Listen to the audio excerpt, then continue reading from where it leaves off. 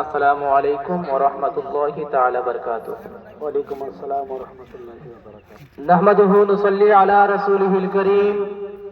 أما بعد فأعوذ بالله من الشيطان الرجيم وببركتي وبعظمتي وبنعمتي بسم الله الرحمن الرحيم.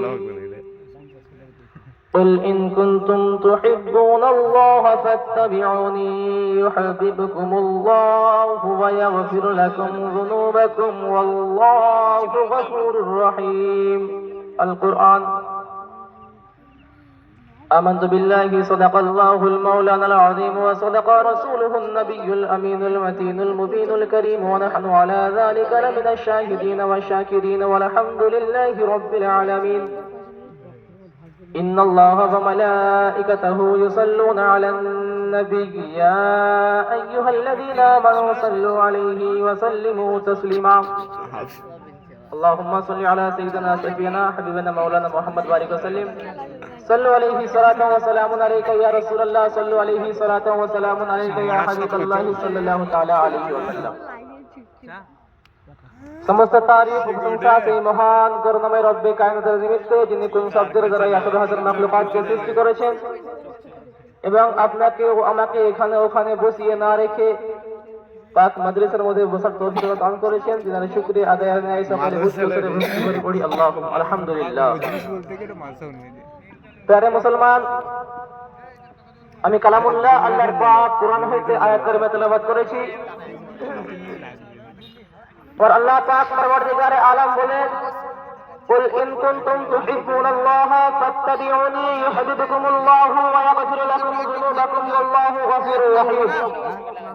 আল্লাহ পাক परवरदिगार आलम কুরআনের মধ্যে বলতে আছেন, হে নবী আপনি জগৎবাসীকে জানিয়ে দেন, হে নবী আপনি জগৎবাসীকে বলে দেন, যদি তারা আমি আল্লাহকে ভালোবাসতে চাই, যদি তারা আমি আল্লাহর নৈকট্য লাভ করতে চাই, তারা যেন আপনার ইত্তেবা করে। জোরে বলুন সুবহানাল্লাহ। আমার আল্লাহ কি বলছেন?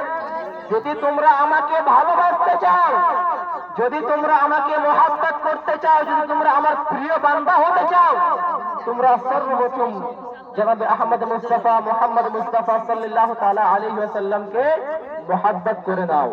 আর যে বান্দা রাসূলুল্লাহ সাল্লাল্লাহু তাআলা আলাইহি ওয়াসাল্লামকে মহব্বত করে নেবে, যে বান্দা রাসূলুল্লাহ সাল্লাল্লাহু তাআলা আলাইহি ওয়াসাল্লামকে ভালোবেসে নেবে, সে স্বয়ং আল্লাহকে পেয়ে যাবে। তার মুআজ্জাজ মুসলমান, আর যে বান্দা আল্লাহকে পেয়ে যাবে, আল্লাহ বলছেন গফুরুর রহিম, আমি হলাম গফুরুর রহিম, আমি তোমাদের জীবনের সমস্ত গুনাহ খাতাকে maaf করে দিব।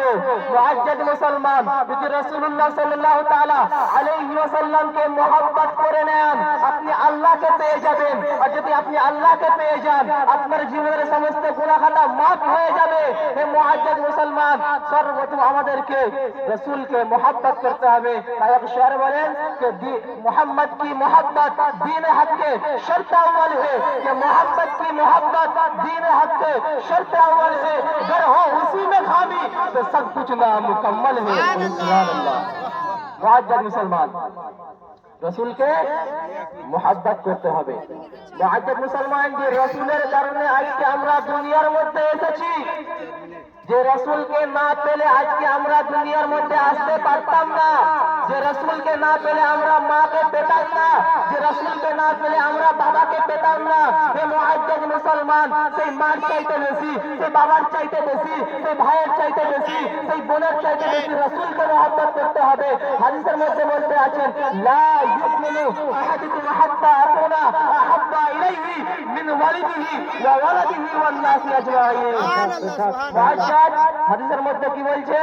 যে তোমরা ততক্ষণ পর্যন্ত পূর্ণ মুমিন মুসলমান হতে পারবে না, তোমরা যতক্ষণ না নিজের মা বাবার চাইতে, নিজের আত্মীয় স্বজনের চাইতে রাসূলকে মহব্বত না করতে পারবে।